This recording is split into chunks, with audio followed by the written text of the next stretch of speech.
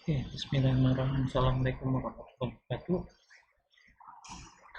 Selamat siang semuanya. Eh, Bagaimana kabarnya? Semoga kamu dalam keadaan sehat selalu ya. Oke, di pertemuan minggu ke-7 ini ya kita akan membahas tentang ya gambar proyeksi. Ya, di sini proyeksi yang digunakan ya untuk menggambar tuh hanya ada dua ya, proyeksi Amerika dan proyeksi Eropa. Oke, kenapa? Ada sejarahnya nih ya. Kenapa kok ada apa namanya gambar proyeksi Amerika dan proyeksi Eropa ya.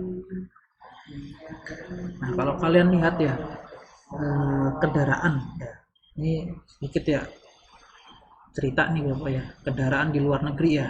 Antara di Amerika sama di Eropa ya. Posisi setirnya tuh beda ya. Yang satu ada di kiri, satunya ada di kanan ya. Ada kayak yang di tengah? Nggak ada ya. Nah jadi gambar teknik itu berkaitan berdasarkan haluan ya. Posisi apa namanya cara membacanya. Oke ya. Jadi pandangan orang Eropa ya itu cara membaca gambar terbalik posisinya. Jadi posisi yang sebenarnya misalkan ada di sebelah kanan, tapi gambar pandangannya itu ada di sebelah kiri ya. Itu. Makanya kan kalau di Eropa ya mobil-mobil Eropa setirnya kebanyakan di sebelah kiri, bener nggak? Nggak ada yang di sebelah kanan. Nah itu. Ya kalau Amerika itu posisinya ya di kanan gitu.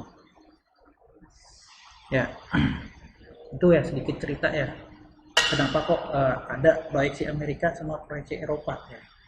Oke, dalam tujuan pembelajaran di sini ya, yang pertama ya, kalian dituntut ya mampu membaca, ya, membaca dan membuat gambar proyeksi Amerika. Ya. Kemudian yang kedua ya, kalian mampu ya membaca dan menggambar ya proyeksi Eropa. Ya. Kemudian yang ketiga ya, membedakan gambar proyeksi Amerika dan Eropa. Ya, jadi harus kalian bisa membaca, bisa membuat ya. Kemudian ya bisa membedakan ya, kedua proyeksi ini. Nah, fungsinya buat apa sih? Gitu kan. Fungsinya buat apa sih, Pak? Ya, kita nih membaca gambar proyeksi Amerika dan Eropa ya. Memang kalau untuk jurusan teknik pengendalian produksi ya ini nggak begitu banyak dipakai ya gitu. Jadi cukup kalian cara membaca gambarnya aja ya gitu kan. Tapi untuk menerapkan gambarnya sendiri ini umumnya di teknik mesin ya, teknik permesinan ya. Karena aktivitas apa namanya yang digunakan itu ya dalam pembuatan produk-produk yang menggunakan mesin perkakas ya atau mesin produksi itu harus berdasarkan acuan gambar. Ya. Contoh halnya ya, yang sederhana nih, membuat mur dan baut ya.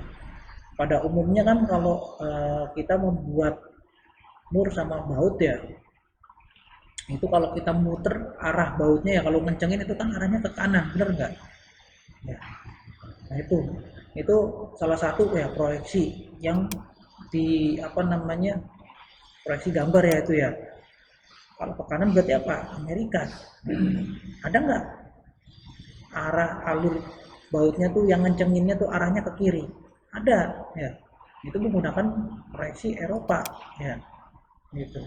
Kemudian dari jenis-jenis apa namanya ulir ya kan ya ulir jenisnya banyak ya ada ulir yang kasar ya gitu kan kemudian ada ulir yang halus gitu kan itu. Nah itu banyak ya sebenarnya kalau diterapkan di apa namanya di industri ya luas ya. Hanya saja kalian ya cukup tahu saja di sini ya cukup bisa membaca gambar ya. Ya pastinya ya juga bisa membuat gitu. Gitu. Oke lanjut lagi ya. Nah dijabarkan ya jenis-jenis proyeksi ya. Proyeksi itu ada dua ya di sini. Ya, pertama nih proyeksi dengan proyeksi kuadran satu ya. Kuadran satu berarti apa tuh? Kuadran ke satu apa tuh berarti? Eropa ya. Oke, kalau kuadran ketiga itu Amerika ya. Nah, kemudian kalau yang berikutnya ya, ini umumnya kalau dalam istilah apa namanya di industri ya, sebutan bukan Eropa Amerika ya, tapi proyeksi kuadran gitu kan. Gitu. Kuadran keberapa? Ke satu. Jadi bentuk bentuk posisi gambarnya ya, yang dilihat itu berdasarkan diagram Kartesius itu. Ya, jadi posisi letaknya tuh seperti grafik gitu kan. Ya, di kiri atau di kanan cara bacanya. Nah, kemudian proyeksi yang berikutnya lagi, ya, ada proyeksi aksonometri. Ya. Kemudian yang kedua ya, proyeksi isometri.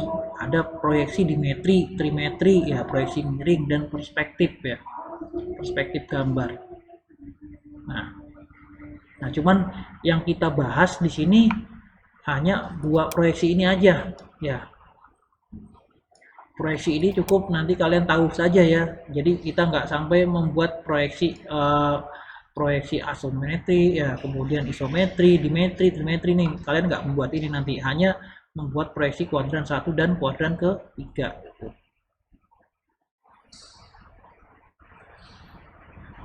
Nah, ini kita lanjut ya.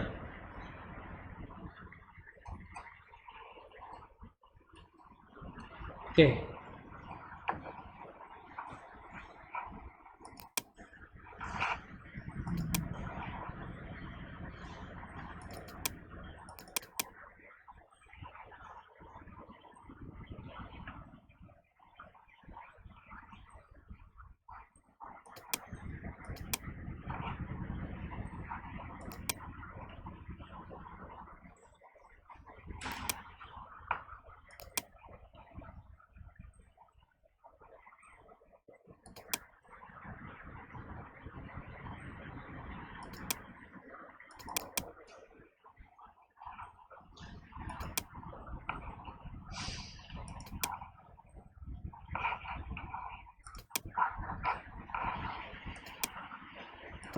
Oke, lanjut lagi ya tadi ya, proyeksi Amerika dan Eropa. Nah, oke, keterangan di sini jelas ya. Berbicara tentang proyeksi Amerika dan Eropa ya. Yang pertama kita bahas proyeksi Amerika ya, atau proyeksi kuadran ketiga ya, tadi yang gue bilang. Ya. Nah, kita lihat nih, ya objek gambarnya nih, ya yang di sini. Ini bisa nggak ya gambarnya ini, Pak? Kecil sekali, nggak bisa. Ini bisa, oke. Nah ini ya. Nah kita lihat ya. Nah di sini ya gambarnya berdasarkan pandangan ya atau proyeksinya. Kita lihat di sini ada berapa bidang ya. A, B, C, D, E, F ya. Berarti ada 6 bidang ya. Bidang mana saja? Tampak depan ya, yang A ya. Kemudian yang F ini tampak belakang ya. Kemudian yang D dan C ya, ini tampak samping ya, baik kiri dan kanan ya. B dan E ini merupakan proyeksi atas dan bawah. Oke, kita lihat bisa gambarnya di sini nih. Gambar persegi ya di sini yang mencerminkan ya tentang proyeksi gambar ya. Oke. Nah, ya di sini ada keterangannya nih ya, keterangannya. A adalah pandangan depan. Kemudian B pandangan atas, C pandangan kiri, pandangan kanan ya, D-nya, E-nya pandangan bawah, F-nya pandangan belakang. Nah, itu ya. Jadi dalam gambar ya proyeksi Amerika ya. Jadi ada 6 pandangan. Oke, apakah ke-6 pandangan ini selalu digambar? Ya, digambar semuanya gitu ya. Oke. Benar nggak? Harus digambar semua nggak? Oke.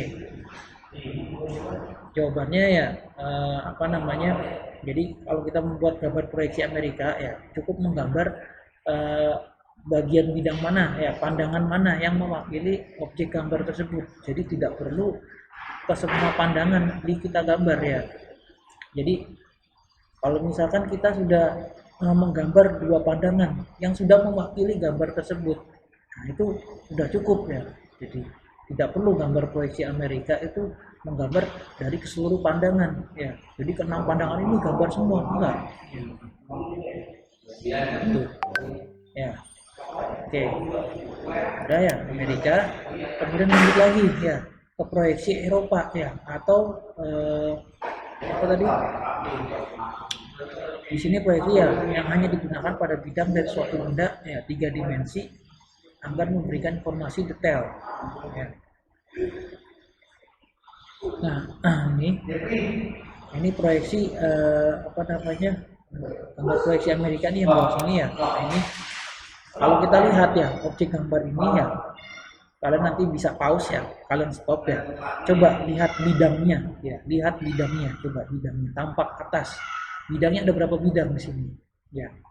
1, 2, 3, 4 ya, hanya ada 4 bidang, bener nggak ya? Kita lihat di sini nih ada aja 4 bidang ya. Nah, untuk objek yang tidak terlihat ya tadi ya kita munculkan berdasarkan menggunakan standar gambar tadi ya, menggunakan standar garis. Kalau objeknya nggak kelihatan ya itu kan berarti harus apa, tadi ada garis titik ya, garis titik ya, apa garis ya, garis titik itu menunjukkan bahwa bendanya itu ada lubang ya. Kalau tidak terlihat maka garis putus ya, garis putus nah, itu tampak atasnya, tampak depannya, kemudian tampak samping kanan ini. Nah, itu. Jadi hanya mewakili saja ya dari ke 6 gambar tadi ya, gambar pandangan. Jadi untuk menggambar sebuah objek ya, pandangan Amerika maupun Eropa itu cukup gambar yang mewakili saja. Kalau cuma 2 ya sudah 2 saja ya, nggak perlu ditambah-tambahin lagi, harus pandangan yang dimunculkan ya. Artinya apa? Kalau semakin banyak gambar itu hanya mubaziran saja ya.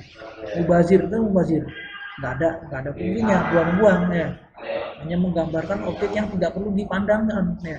Umumnya kalau di gambar mesin ya, gambar proyeksi ini itu fungsinya ya untuk apa namanya, memberikan keterangan detail ya, bagiannya dari produk tersebut ya, yang ingin diberikan perlakuan, misalkan melalui proses bubut ya, proses pemotongan ya, atau menggunakan proses permesinan yang lain sebagainya gitu ya, yang lebih kompleks. Nah, itu perlu ya keterangan dari proyeksi tersebut ya. Itu. Oke, lanjut lagi.